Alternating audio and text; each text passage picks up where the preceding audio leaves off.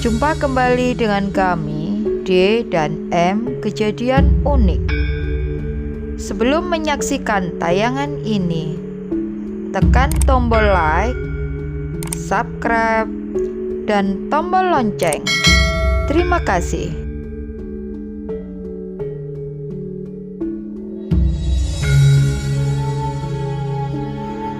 Mataram dan Pati merupakan dua hadiah sayembara Sultan Hadiwijaya kepada siapa saja yang berhasil membunuh Arya Penangsang, penguasa Jipang Panolan. Tepatnya pada tahun 1549, Ki Ageng Pamanahan dan Ki Panjawi mengutus Danang Sutawijaya yang merupakan putra dari Ki Ageng Pamanahan untuk berperang melawan Jipang.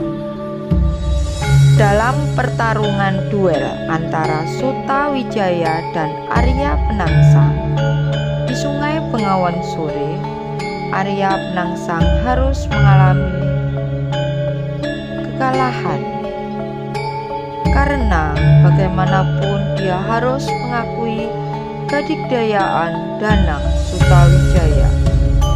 Bagaimana tidak, dalam pertarungan tersebut tombak Kiai Pleret yang merupakan pusaka dari Danang Sutawijaya berhasil mengoyak perut Arya Penangsang sehingga mengakibatkan Arya Penangsang tewas dan prajurit Jipang pun kocar-kacir melarikan diri kembali ke Jipang Panolan.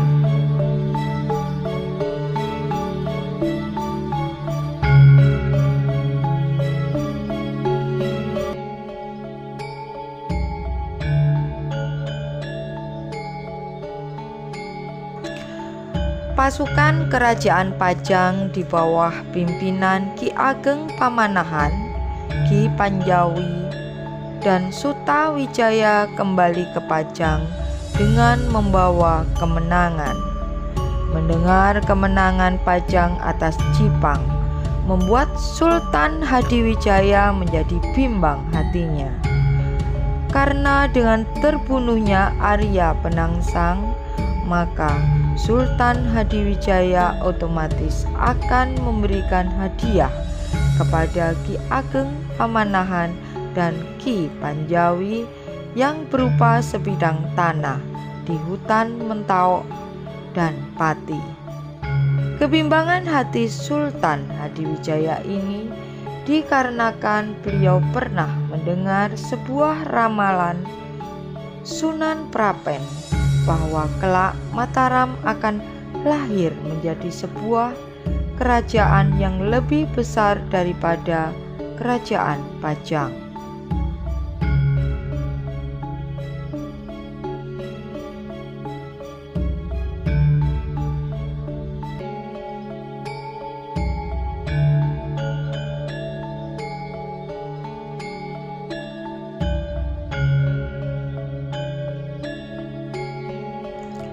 Melihat ada keraguan yang menyelimuti hati Sultan Hadiwijaya, maka dengan bantuan dari Sunan Kalijaga yang merupakan guru spiritual dari Sultan Hadiwijaya, hutan Mentau pun diberikan kepada Ki Ageng Pamanahan pada tahun 1556 Masehi.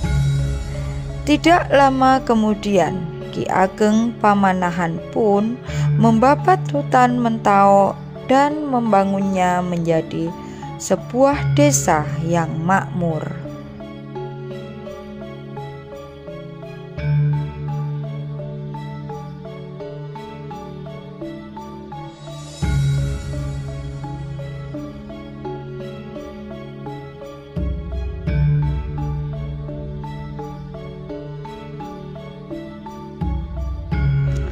Di bawah kepemimpinan Ki Ageng Pamanahan, Mataram pun berkembang dan statusnya meningkat dari sebuah desa menjadi sebuah kadipaten di Pajang, dan Ki Ageng Pamanahan kemudian dikenal dengan sebutan Kiai Gede Mataram. Setelah hampir seperempat abad ke-16 Masehi, Kadipaten Mataram menjadi bagian dari wilayah Kesultanan Pajang. Pada tahun 1575 Masehi, Ki Ageng Pamanahan wafat dan Mataram pun di bawah kepemimpinan Suta Wijaya. Selama dipimpin oleh Suta Wijaya, Mataram tumbuh dengan pesat dan semakin maju.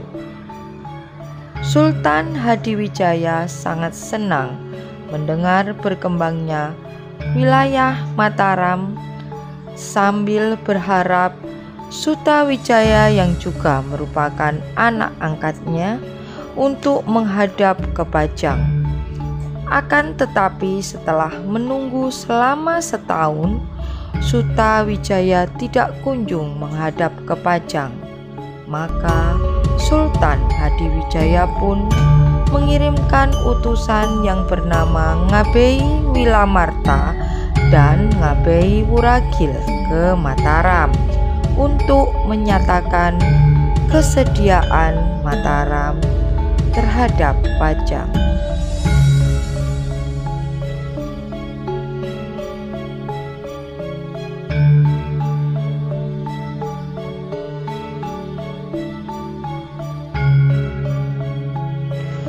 Setelah bertemu dengan Suta Wijaya, kedua utusan Pajang itu pun terkejut dengan sikap Suta Wijaya yang kurang sopan dan terkesan ingin memberontak.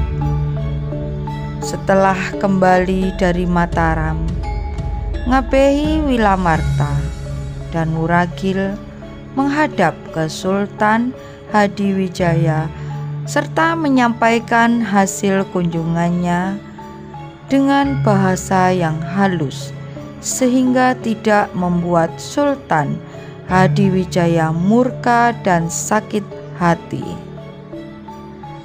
Tahun pun berganti, namun Suta Wijaya tak kunjung menghadap.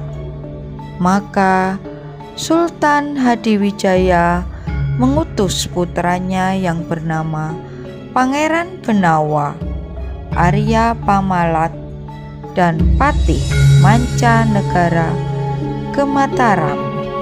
Sesampainya di Mataram, ketiga utusan tersebut dijamu oleh Suta Wijaya dengan mengadakan sebuah pesta besar-besaran.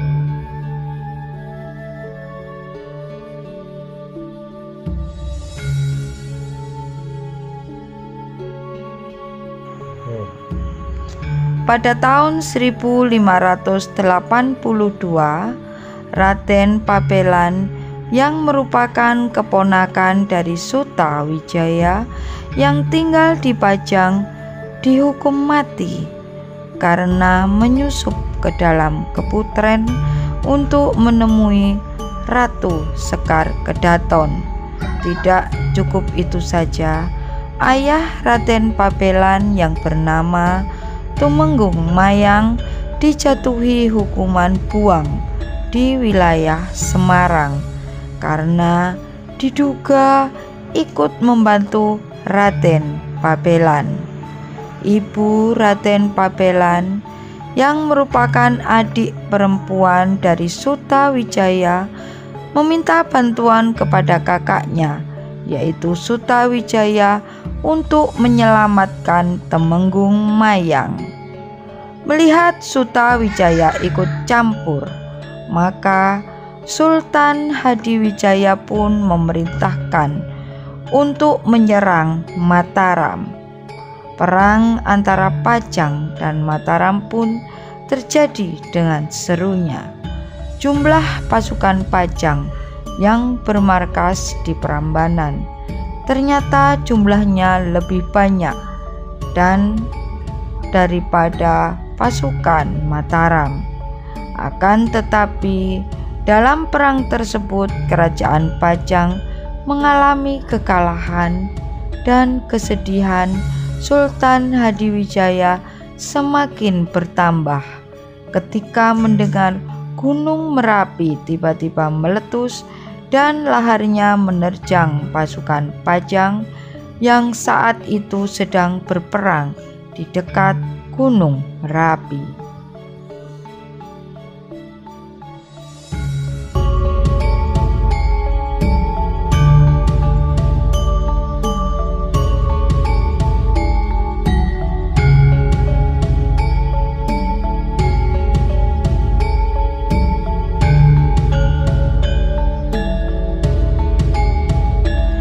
Akhirnya Sultan Hadiwijaya menarik mundur pasukannya dan pulang ke Pajang.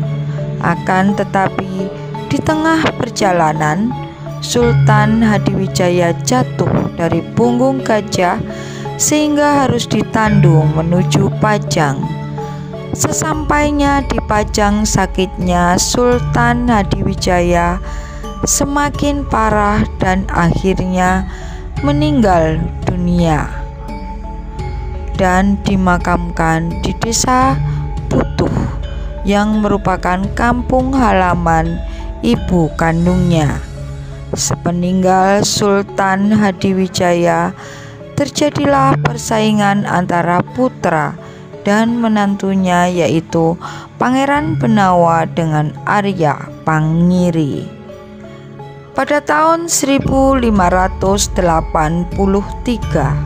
Arya Pangiri naik tahta Kesultanan Pajang atas dukungan Panembahan Kudus, dan Pangeran Benawa tersingkir dengan menjadi adipati di Jipang Panolan.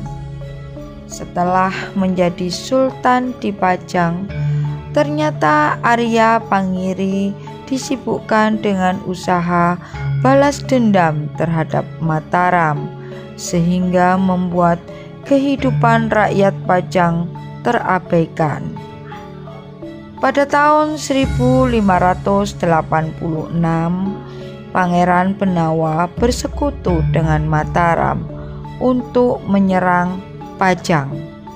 Akhirnya perang antara Pajang melawan Mataram dan Jipang pun terjadi dengan sangat dahsyat, dan dalam peperangan tersebut Pajang mengalami kekalahan dan Arya Pangiri pun dikembalikan ke Demak, dan Pangeran Benawa pun naik tahta menjadi Raja Pajang yang ketiga.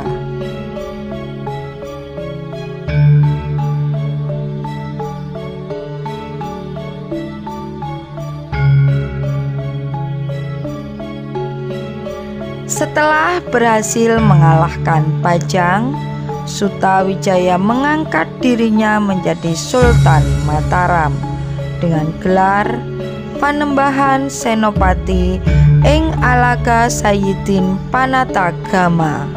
Di bawah kepemimpinannya, Panembahan Senopati Mataram tumbuh semakin pesat, dan banyak sekali daerah taklukannya, yaitu Kedu, Bagelen, Pajang, dan Manggiran, Blora, Madiun, Pasuruan, Ponorogo, Jepara, Demak, dan Pati.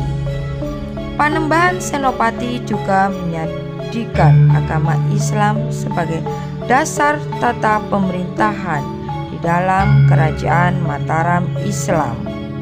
Pada tahun 1601 Masehi, Panembahan Senopati wafat dan dimakamkan di Kota Gede, dan tahta kerajaan Mataram diberikan kepada putranya yang bernama Mas Jolang yang bergelar Panembahan Hanyokrowati.